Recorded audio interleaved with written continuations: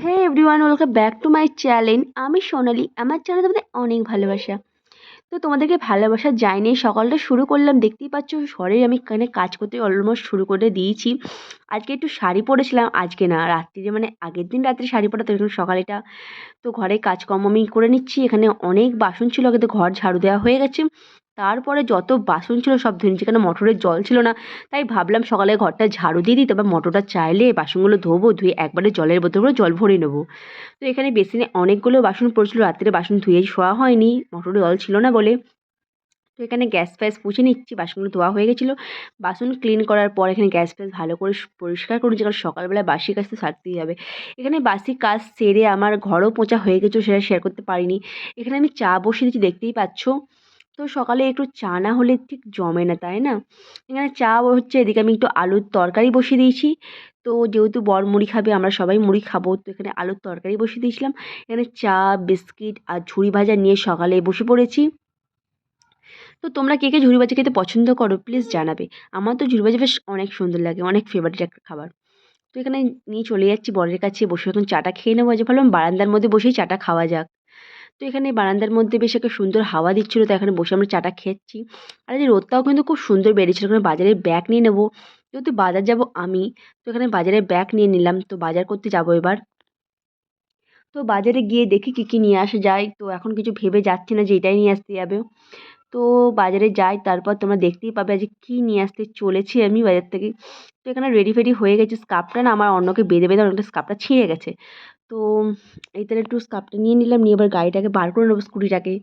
যেহেতু বাজার করতে আমিই যাই, কেন আমাদের এখান থেকে বাজারটা একটু অনেকটা দূর। তো বর যায়, মাঝে মাঝে বর যায়, বেশিরভাগ আমিই যাই। কেন আমি থাকি বাইরে, তো ভাল লাগে বেশ ঘুরতে আমাকে। কারণ ওখানে কোথাও যাই না, ওখানে তো বরই সব করে, তাই এখানে একটুখানি আমি বাইরে ফাইরে যেতে ভালোবাসি।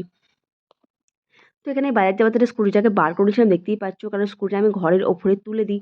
আর এখানে লেপ ফেপ যা ছিল বিছানার মধ্যে, বেডের মধ্যে সব কিছু রোদে দিয়ে দিচ্ছি, কারণ রোদটা যে ভালো বেরিয়েছে। তো এখানে বাজার যাত্রায় আমি এখানে স্কুটি বার করেছিলাম, দেখতেই পাচ্ছ। আর এখানে আমি বাজার যাবো, বাজারে ব্যাগ স্কুটি সব কিছু দাঁড় করানো আছে। তো চলো কালে বাজারটা করে আসা যাক। তো এবার আমি বাজারের রাস্তায় উদ্দেশ্যে বেরিয়ে পড়েছি, দেখতেই পাচ্ছ। আজকে বাজারে গিয়ে ভাবিনি যে এই জিনিসটা নেবো, তো সেই পয়সাও নিয়ে আসিনি। তো কাকুটা বললো ঠিক আছে তুমি নিয়ে যাও। তো অনেকদিন ধরে ইলিশ মাছ খাবার ইচ্ছে হচ্ছে, তাই ভাবলাম যে ইলিশ মাছটা নিয়েই যাই। তো যেটা খেতে ইচ্ছা করে সেটা না খেলে বেশ মনটা টেকে না, তাই না? তো অনেকদিনের ইলিশ মাছের ইচ্ছাটা আজকে পূরণ হলো।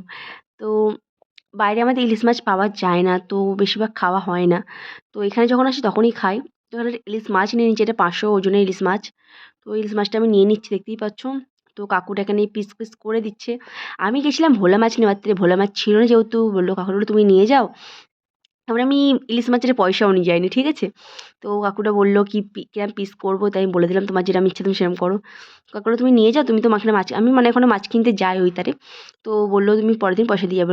আমি তারপর পরের দিন পয়সা দিয়ে এসেছিলাম। তো এখানে আমি পিসটা করে দিল, দেখতেই পাচ্ছ। আর ইলিশ মাছটা খেতে কিন্তু অসাম ছিল। তো দেখতেই পাচ্ছ এখানে ইলিশ মাছটা পিস কাকুটা করে দিচ্ছে। তো আমি বললাম তুমি যেরকম পারো সেরকমই পিস করো। আর এখানে ইলিশ মাছটা আমার কাটা হয়ে গেছে, আর মুড়োটাও দু একদিনে করে মাছ দেবে। কিনতে আসছি আমি এখান থেকে। তো বললে 50 টাকা মতো। ভালো হবে তো সুতোগুলো। ঠিক আছে বলো, ঠিক আছে। হ্যাঁ জানি তো।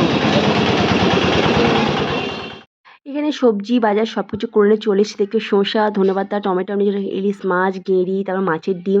এখানে সব কিছু বাজার করে নিয়ে চলে এসেছি। এখানে মাছের ডিমটাকে আগে ধুয়ে নিচ্ছি, বুঝলে মাছের ডিমের বড়া করব। তো এখানে আজকে আমি মাছের ডিমটা সব কিছু কিনে নিয়ে এসেছি, ইলিশ মাছটা ধুয়ে নিচ্ছি, দেখতেই পাচ্ছ। তো আজকে এত কিছু কিনে নিয়ে এসে রান্না আমি কিছু করতে পারবো না, কেন বাড়িতে লক্ষ্মী পুজো তোমরা দেখতেই পাবে, যে রান্না করতে গিয়েও আমাকে রান্না অলমোস্ট বন্ধ করে দিতে হবে। তো আমি জানতাম না। তো ওই তাহলে আমি একটা ঠাকুরমশাইকে, আমি কেন এখানে থাকি না, তো বেশি কিছু জানি না। তো এতে ঠাকুরমশাইকে জিজ্ঞেস করলাম, ঠাকুরমশাই আমাকে বললো তুমি ভেজে নিয়েছো তো ফ্রিজে রেখে দেবে, তো পরের দিন খেতে পারবে। এখানে গেঁড়িটাকেও ভালো করে পরিষ্কার করে আমি সব কিছু রেডিও করে নিচ্ছি, দেখতেই পাচ্ছি জিনিসটা এখানে ভাজতেও দিয়ে দিয়েছিলাম, তারপরেও রান্না করতে পারিনি। তো কালো তো হয়ে যাবে তো।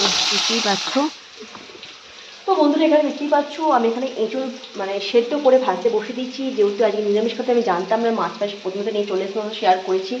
আর সব কিছু ফ্রিজের মধ্যে রেখে দিচ্ছি, মাছ ভাজা হয়ে গেছে। ঠাকুরমশাইকে জিজ্ঞেস করেছি ঠাকুরমশাই লক্ষ্মী পুজো, আমি এখানে থাকি না, তুমি আমি জানিও না। তো এখানে আমি নিরামিষ বানাবার তেল এবার আমি এখানে কী করছি, এঁচোড়টাকে প্রথমে সেদ্ধ করে নিচ্ছি, সেদ্ধ করে এখানে ফ্রাই করে নেবো এঁচোড়টাকে। এঁচোড়ের তরকারি, একটা ডাল আর একটু শাক ভাজা বানাবো, আর পাঁপড় বানাবো। তো আজকে লাঞ্চের মেনু তোমাদের যা যা করি সবটা সঙ্গে শেয়ার করবো। তো চলো ভিডিওটা স্কিপ না করে পুরো ভিডিওতে থাকো।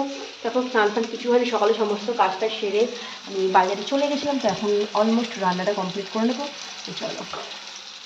তো এখানে দেখতে পাচ্ছ এঁচোড় আলু এখানে ভেজে আমি রেখে দিয়েছি। এদিকে মশলা অলমোস্ট আমি কষানো হয়ে গেছে। আমি যেরকম মশলা কষে সেরকম মশলা আমার এখানে কষানো হয়ে গেছে।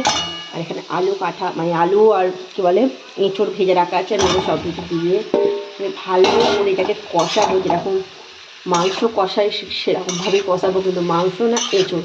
কিন্তু এঁচোড়ও এক রকমের মাংসই হয়, তাই না? মাংস ছাড়া আজকে মাংস বানাবো, সবটাই তোমার শেয়ার করবো। আজকে মাংস ছাড়া মাংস হবে। এঁচোড়ের তরকারি অলমোস্ট রেডি। ভিডিওটা ভালো লাগলে গাইস প্লিজ সাবস্ক্রাইব করে দিও, লাইক করে দিও, কমেন্ট করে দিও। অবশ্যই কমেন্ট করে জানাতে ভিডিওটা করতে দেখছো। Bye bye.